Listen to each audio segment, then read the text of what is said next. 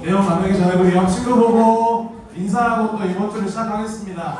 자, 옆 친구 보고 친구야 안녕. 누나 잘 지내니? 선생님 안녕하세요. 인사 한 번씩 해보시고요.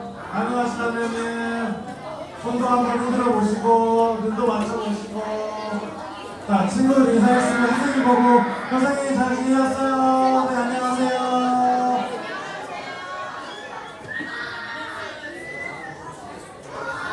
자, 여러분 오늘 설교 제목을 조금 바꿔봤습니다. 권사님이 생각을 해봤는데, 자, 우리 설교 제목 한번 읽어볼까요? 자, 시작. 자, 하나님의 보레스 캐리라는 제목을 준비해봤습니다. 여러분 캐리 무슨 뜻인지 아시나요? 캐리 무슨 뜻인가요? 캐리하다. 요즘 아이들이 이제 게임이나 스포츠에서 많이 쓰는 단어가 캐리라고 합니다. 내용을 좀 정의를 해보니까 그냥 옮기다 이런 의미도 있겠으나 약간의 은어같이 쓰이는 표현입니다. 팀 경기나 협동 경기에서 다른 사람보다 월등히 잘해서 판도를 바꿔버리는, 팀 전체를 승리로 가져가는 사람을, 그 사람을 보고 누가 뭐 캐리했다, 뭐 페이커가 캐리했다, 누가 캐리했다 라고 말한 것처럼 캐리라는 단어를 사용합니다. 여러분 오늘 본문에서는 우리가 이때까지 함께 나눴던 그런 일반적인 제목이 아니라, 야, 예언 끝나서 많이 신났구나, 우리 조금만 집중해보자, 야 대신 빨리 끝낼게, 조금만 집중해봐. 자, 오늘 말씀에서는 하나님께서 또 누군가를 사용하셔서 하나님의 일을 하시는 특별한 일이 기록되어 있습니다. 그런데 오늘은 하나님이 평소에는 보이지 않았던 정말 좀 특별한 선택, 특별한 픽을 가져가셨던 모습을 오늘 본문을 찾아볼 수 있어요. 이제까지 우리가 알고 있던 성경에서 여러분 이방인이라고 하면 나타났던 이방인들의 일반적인 모습이 아니라, 하나님께서 이 이방인이라고 불리는, 하나님을 알지도 못하고 믿지도 않고 하나님에 대해서 인지도 못하는 그 사람들을 어떻게 바꿔가시고 또 어떻게 새롭게 사용하시는 모습이 오늘 본문에 담겨 있어요. 오늘 본문 말씀의 이 배경은 유다 나라와 이스라엘 나라가 멸망을 한 다음에 바벨론이라는 나라의 포로로 잡혀가고 난 후 70년이 흐른 상황에서 이야기가 시작합니다. 이스라엘 사람들이 포로로 바벨론이라는 나라에 잡혀가고, 이후에 그 바벨론이라는 나라가 여러분 페르시아라고 들어봤죠? 페르시아라는 나라가 될 때까지도 그 나라에 포로로 잡혀 있었을 때의 모습을 배경으로 합니다. 그런데 오늘 이 내용이 갖고 있던 것처럼 어느 한 날에 이 페르시아의 나라에 고레스라는 왕의 이름으로 된, 여러분 조서가 뭔지 아세요? 일종의 명령서라고 보시면 돼요. 명령서. 왕의 명령이 담겨있는 문서들이 이 페르시아 곳곳에 붙여지기 시작했던 거예요. 그 내용이 뭔지 오늘 함께 살펴보고, 이 고레스라는 사람이 왜 그런 종이 조를 한번 붙였는지 한번 이야기해 보려고 합니다. 이 여러분 잘 안 보이시는 고레스의 조서의 내용, 그 내용이 뭐냐면 대략적으로 여러분 우리가 오늘 함께 읽은 에스라 1장 2절과 3절의 말씀이라고 생각하면 되는데요. 우리 2절과 3절의 말씀 한번 다시 같이 읽어보겠습니다. 시작. 바사왕 고레스는 말하노니, 하늘의 하나님 여호와께서 세상 모든 나라를 내게 주셨고 나에게 명령하사 유다 예루살렘의 성전을 건축하라 하셨으니, 이스라엘의 하나님은 참 신이시라. 너희 중에 그 백성된 자는 다 유다 예루살렘으로 올라가서 이스라엘의 하나님 여호와의 성전을 건축하라. 그는 예루살렘에 계신 하나님이시라. 라는 말씀의 고서가 적혀 있습니다. 참 낯선 고서예요. 하나님을 모른다고 생각했고 하나님을 잘 알지 못하고 믿지도 않는 사람이라고 생각했던 이방 나라, 여기는 바사라 돼 있는데, 이 바사를 우리가 조금 더 이해하기 쉽게 번역하면 페르시아라는 거대한 나라의 왕이었던 고레스가 이런 이야기를 하는 거예요. 이 페르시아 사람들한테 이런 내용, 하나님께서 내게 모든 나라를 주셨고 이런 은혜를 주신과 함께 나에게 명령하셨대요. 그 명령이 뭐냐면, 이 포로된 이스라엘 사람들을 다시 땅으로 보내서 하나님의 성전을 건축하라라고 하셨다는 거예요. 여러분 이제까지 우리가 나눴던 이야기들을 한번 생각해보면 뭐 미디안이라든지 바벨론이라든지 블레셋이라든지 이 나라들을 생각했을 때 우리의 이미지는 이스라엘을 괴롭히고 이스라엘을 심판하는 도구로 많이 사용되었던 것 같아요. 그런데 오늘 본문에서 이 이방 사람들이라는 모습은 우리가 알고 있던 그런 이미지랑은 다른 모습으로 표현되고 있어요. 이 바벨론이라는 나라는 어떤 나라냐면 여러분, 위에 북이스라엘이라는 나라는 아시리아라는 나라에 멸망을 했고 이 남유다라는 나라는 바벨론이라는 나라에 멸망을 했어요. 실제로 이스라엘 사람들이 살고 있던 나라, 고향을 무너뜨린 사람들이었어요. 그리고 이 바벨론이라는 나라는 특별히 유다 사람들이 똑똑하고 유능하다는 것을 깨닫고 이 사람들을 포로로 잡아가서 70년 동안 이 바벨론이라는 나라에서 살아가게 했던 거예요. 그 나라에서 지식인으로도 사용하고 아니면 노역군으로도 사용하고 하면서 이스라엘 사람들의 고향도 빼앗고 하나님의 성전도 무너뜨리고 그들을 고향에서 강제로 타국으로 이방인들의 땅으로 옮겨버렸던 나라였어요. 그런데 오늘 하나님은 그 나라의 왕 고레스라는 사람을 통해서 특별하게 이스라엘을 구원하는 이야기를 담고 계세요. 하나님의 새로운 계획, 이제까지 우리가 나가보지 못했던 다른 모습의 하나님의 계획이 이 에스라에서를 통해서 우리에게 표현되고 있습니다. 여러분, 만약 생각해보면 유다 사람들이 바벨론으로 끌려갔다고 해요. 그러면 이런 유다 사람들은 바벨론으로 끌려가서 어떻게 살았을까요? 어떻게든 힘을 모아서 바벨론에 반항도 하고 항의도 할 수 있게 한 곳에 모아가지고 살기 좋게 해줬을까요?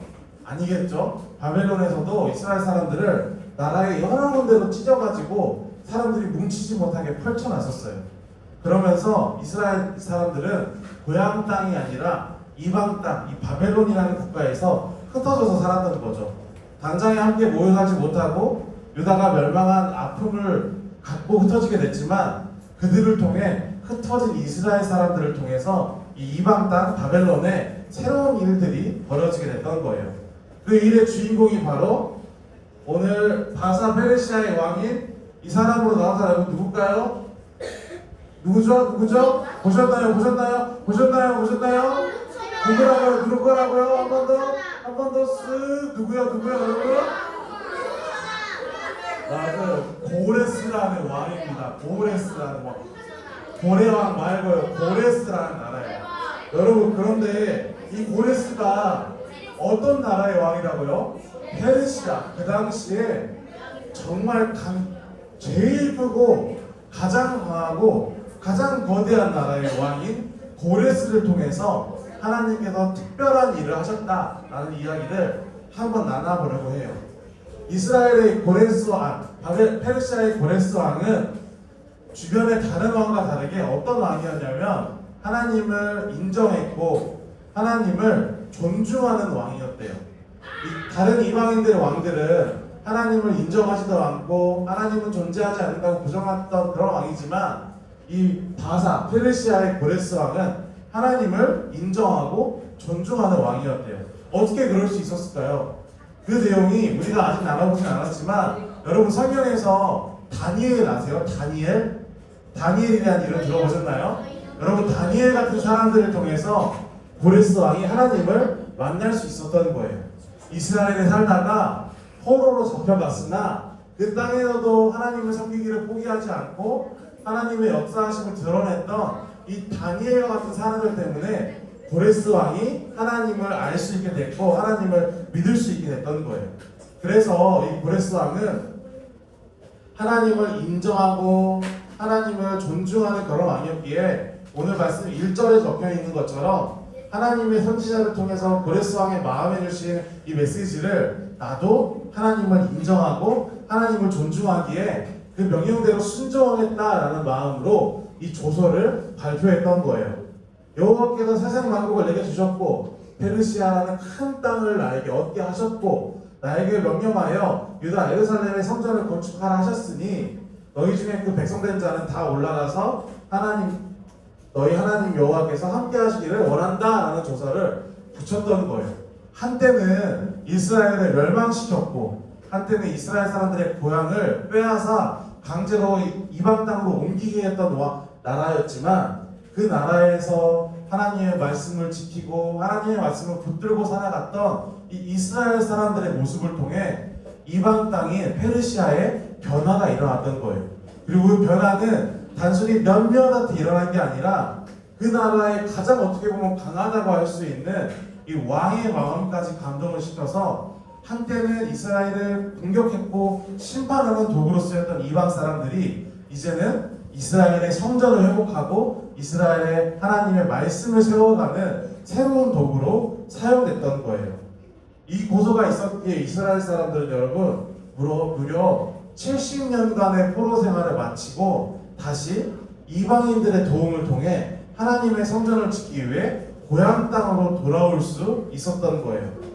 그곳에서 다시 하나님을 찬양하고 하나님을 예배할 수 있는 기회가 정말 기대하지도 못했고 생각하지도 못했던 이방인들의 도움을 통해서 그 땅에 세워졌던 것이죠.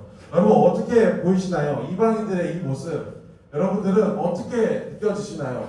한때는 이스라엘을 심판했고 벌을 주는 도구로 사용했던 이방인들이 이제는 하나님의 계획서에서 이스라엘의 말씀을 회복하게 하고 고향으로 돌아가 성전을 다시 건축하게 하게 하는 새로운 도구로 쓰임받게 됩니다. 오늘 이 말씀을 통해 전사님이 여러분들에게 한번 나누고 싶은 내용은 핵심은 뭐냐면 하나님의 계획이 무엇일까라는 거 한번 생각해 볼 수 있는 말씀에 근거가 되었으면 좋겠어요. 하나님의 계획이 본질적으로 우리에게 무엇을 이야기할까를 한번 고민해 봤으면 좋겠어요. 하나님의 계획, 여러분 우리가 아는 것처럼 하나님의 계획은 우리를 구원하시기 위함에 있어요. 기본적으로. 그런데 이 우리라는 게 단순히 말씀 속에서 유대인들만을 구하기 위한 계획도 아니고 이스라엘 사람들만을 구원하기 위한 계획도 아니고 지금 하나님을 믿는 사람들만 딱 구원하기 위한 계획도 아님을 이야기를 해요. 하나님은 지금 하나님을 믿는 사람뿐만 아니라 이 믿는 사람들로 하여금 믿지 않는 사람들에게도 말씀이 전해지게 하시고 아직 하나님을 알지 못하는 사람에게도 하나님을 드러내게 하셔서 모든 사람들을 가장 최대한 많은 사람들을 하나님의 자녀로 삼으시고 하나님 나라에 초청하시고 구원하시고자 하는 그 계획이 하나님의 계획이라는 걸 우리 친구들이 기억할 수 있으면 좋겠어요. 누구나 하나님을 믿고 말씀을 순종하며 율법을 따라 살아간다면 하나님은 그 백성을 구원하시기 위해 나를 사용하시고 누군가를 보내시고 또 다른 사람을 보내셔서 하나님의 나라를 넓혀가시는 계획이 있다라는 걸 생각했으면 좋겠습니다. 그래서 오늘 우리가 말씀을 들여다보면 마치 고레스 한 사람의 캐리로 말씀이 전개된 것만 같아요.